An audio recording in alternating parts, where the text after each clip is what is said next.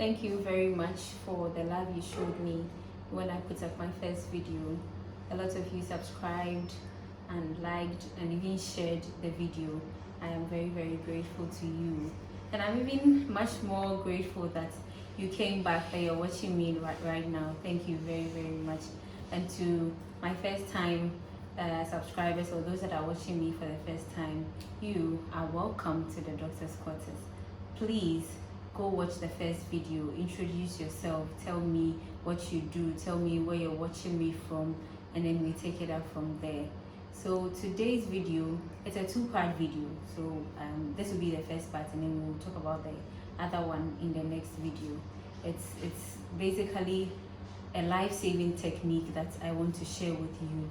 So it's coming from a place where we lost a patient in the hospital, and I mean, we were all broken, all of us involved, all of us that tried to save the patient or did everything that we could for the patient. We are, even up till today, we're all very heartbroken. And I think it's something that if we all know about, okay, if you really watch this video well, this part would be the theory where I talk about it and I explain, and then the next one will be where we demonstrate. I would show you exactly how to go through that. I'm very sure you might have probably heard of it or even watched it somewhere, but I mean, you didn't take it serious. So let me get straight right into it. So we had a call. We were in the hospital at work, and then we had a call that someone had collapsed.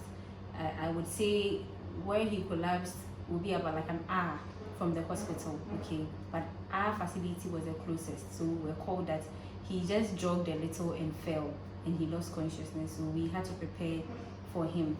Long and short is that he came in, we did everything we could, but he couldn't survive. And the lesson here is that whatever happened to him, okay, he could have been saved. The operative word here is could have. If the friends that he was at the hotel with at the moment when it happened knew what to do, as in what I'm about to talk to you about, if they knew it and they had put in that effort.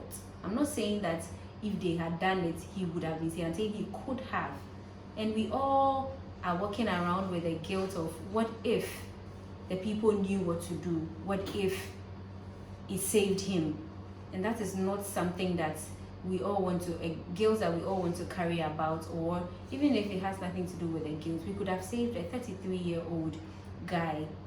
Do you understand me? So let's get right into it. Okay, so I'm sure you've all heard of CPR, okay, and it's just cardiopulmonary resuscitation, where the cardio has to do with the heart, the pulmonary has to do with the lungs, and then resuscitation means someone has gone off and you're trying to bring the person back, like the person collapsed and is not waking up, and you are doing something to help the person come out of that collapsed state.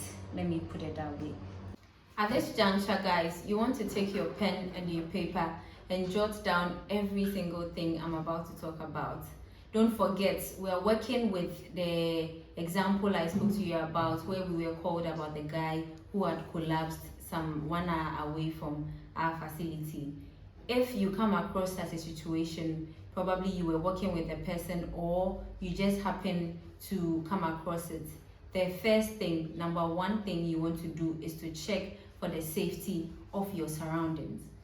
How? Let me say this, that I would come back. I want to give you the points one after the other, but I would come back to explain what each point means. So 1, you want to check for the safety of your surroundings. 2, you want to check for any signs of responsiveness from the person who has collapsed. 3, you want to check for signs of life from the person who has collapsed. Then 4, you want to get help, which involves getting the people around to help you, as well as getting the ambulance services involved. If the ambulance service is not readily available wherever it is that you are, you can make arrangements for any other means of transporting the patients to the hospital. And then 5, you want to give your CPR. That is where the CPR comes in. However, before you give the CPR, first you want to make sure that the person is lying on a hard, flat surface. So if the person collapsed on a very soft foam. You want to get the person onto the floor, a flat and a hard surface, as well as you want to make sure that the person is lying on their back flat, not on their face flat or on their side. And then from there, you want to make sure that the person's chest is exposed. So if they are in any clothes, you want to get it off them. Then you proceed with the CPR. So let's talk about the cardiopulmonary resuscitation. First thing you want to do is to put the heel of one hand on the person's chest, the middle of the person's chest, okay, in the middle of the person's chest. If you don't get what I mean, you can just draw an imaginary line from one nipple to the other of the person's chest, and in the middle of that imaginary line that you drew is that part where you want to put the heel of your hand on one hand.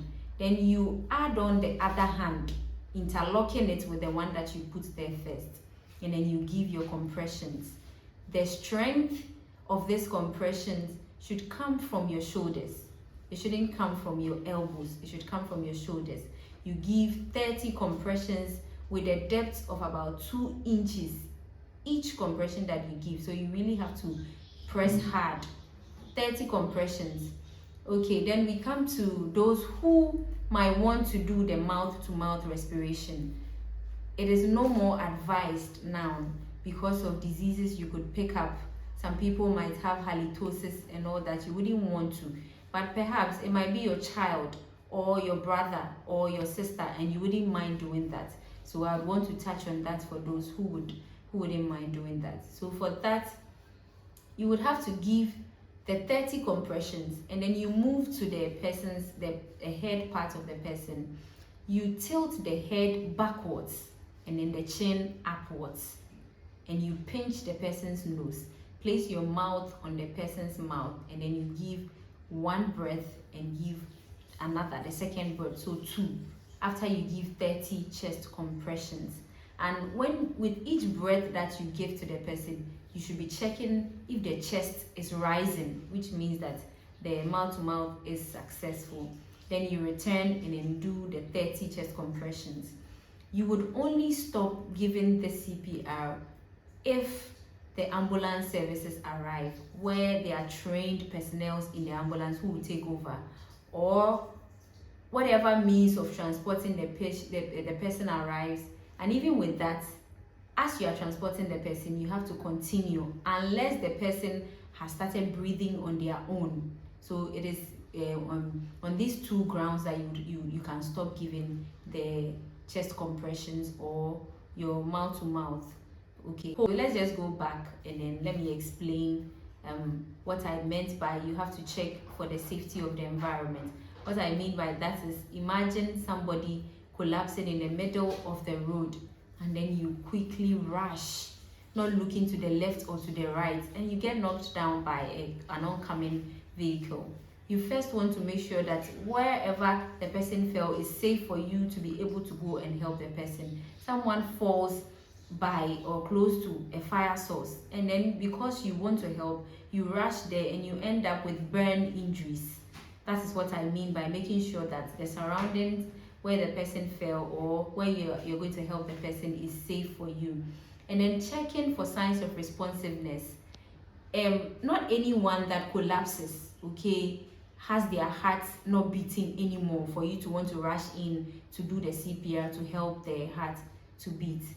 That's not what it means. Some people might just respond when you tap them on the shoulders and you call them by their name loudly.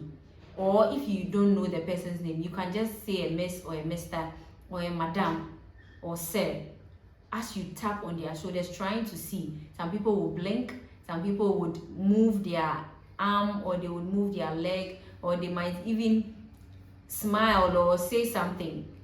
In that case, you wouldn't need to go and then give any chest compressions. So you want to make sure that you did not get any response when you did what I just mentioned. And then when I say that you want to check for signs of life, look at the chest. Is the chest moving up and down?